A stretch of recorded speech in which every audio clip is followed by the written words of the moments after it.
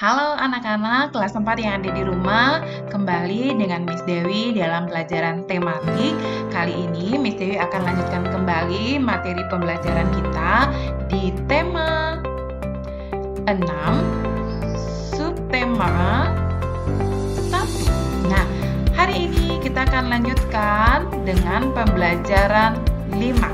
Nah, pada video pembelajaran sebelumnya kita sudah belajar di pembelajaran 4 itu tentang makna puisi. Nah, makna puisi dapat kamu ketahui setelah membaca atau mendengarkan puisi. Kamu dapat menghayati puisi untuk mengetahui makna puisi. Sekarang, kamu akan mempelajari cara menentukan makna puisi lebih mendalam. Perhatikan contoh berikut. Perkakas dan oli menjadi kawannya sehari-hari. Pakaian kotor pun ia tak peduli. Semua dilakukan sepenuh hati demi mendapatkan sedikit rezeki. Dari kutipan puisi tersebut menceritakan tentang seorang montir. Nah, dalam puisi tersebut juga menceritakan bahwa seorang montir bekerja dengan semangat agar mendapatkan rezeki untuk kehidupan sehari-hari. Nah, itu makna yang terkandung di dalam puisi tersebut. Nah, coba kalian nanti perhatikan puisi yang di bawahnya ya anak-anak. Ini puisi dengan judul Cita-Citaku, karya Angelika. Nah, nanti anak-anak bisa menentukan belajar bagaimana cara menentukan makna puisi yang ada di dalam puisi Cita-Citaku. Apa makna dari bait pertama, apa makna dari bait kedua, dan apa makna dari bait ketiga. Terus tulislah kesimpulannya, kerjakan di buku tugasnya. Dan selanjutnya kita akan belajar tentang tempo dan tinggi rendah nada. Untuk menentukan tinggi rendah nada perlu adanya ketentuan dasar. Ketentuan dasar yang baku ya anak-anak. Ketentuan dasar yang digunakan untuk menentukan tinggi rendah nada adalah tanda kunci. Nah, ini tanda kunci. Tanda kunci dalam musik ada bermacam-macam. Salah satu contohnya adalah tanda kunci G. Perhatikan peletakan kunci G pada garis para nada berikut. Ini disebut tanda kunci G pada garis para nada. Semakin turun itu nada semakin rendah. Kalau ditulis semakin ke atas itu nada semakin tinggi. Nah, ini disebut dengan garis para nada. Setelah nada G ditentukan, kita dapat menentukan letak nada-nada lainnya pada para nada. Berikut letak nada-nada pada garis para nada. Perhatikan baik-baik, ini disebut dengan not balok ya anak-anak. Setelah kalian menentukan nada G diletakkan di mana, kalian bisa seterusnya bisa membuat nada-nada ditulis pada para nada. Susunan nada yang digunakan saat ini merupakan susunan nada rendah sampai nada tinggi. Susunan nada tersebut terdiri atas 7 nada atau oktav. Notasi balok adalah simbol atau nada yang untuk menyatakan tinggi rendahnya nada yang diwujudkan dalam bentuk gambar.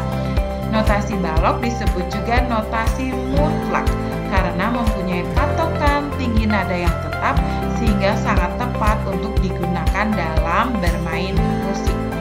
Selain notasi balok, ada juga notasi angka ya anak-anak. Notasi angka disimbolkan dengan angka. Notasi angka tidak memiliki ketepatan, tidak memiliki tinggi nada yang tetap. Oleh karena itu, notasi angka lebih tepat digunakan untuk musik dan vokal. Baik, anak-anak, mari kita akan belajar menyanyikan sebuah lagu dengan tempo yang sesuai. Aku ingin jadi penerbang. Ayo kita nyanyikan bersama-sama lagunya.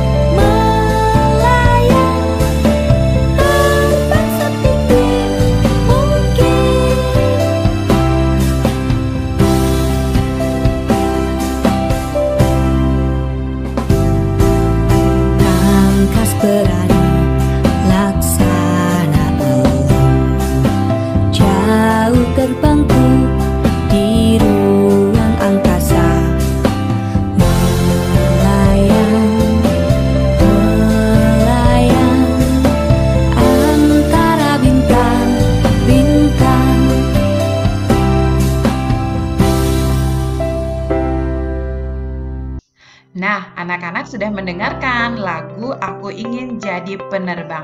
Apakah kalian mempunyai cita-cita menjadi penerbang atau menjadi pilot? Iya, cita-cita kalian bisa tentukan sendiri. Jadi kalian harus sungguh-sungguh belajar untuk meraih cita-cita. Dan selanjutnya kita lanjutkan dengan keragaman kegemaran dan manfaatnya dalam kehidupan sehari-hari. Setiap orang memiliki kegemaran. Kegemaran setiap seseorang tidak bisa dipaksakan oleh siapapun juga. Kegemaran melekat pada diri setiap orang sebagai anugerah Tuhan Yang Maha Esa.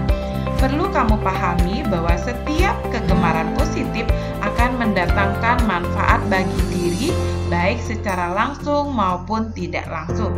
Kamu harus menguasai semua keterampilan yang diajarkan di sekolah. Semua keterampilan itu dapat membantumu meraih cita-cita. Ayo perhatikan gambar berikut. Dayu gemar menari, ia bercita-cita menjadi pelukis. Lani gemar menyanyi, ia bercita-cita menjadi ahli komputer. Siti gemar membaca, ia bercita-cita menjadi ilmuwan. Udin gemar melukis, ia bercita-cita ingin menjadi guru. Benny gemar berolahraga, ia bercita-cita menjadi pemain bulu tangkis. Nah, anak-anak perhatikan gambar di atas.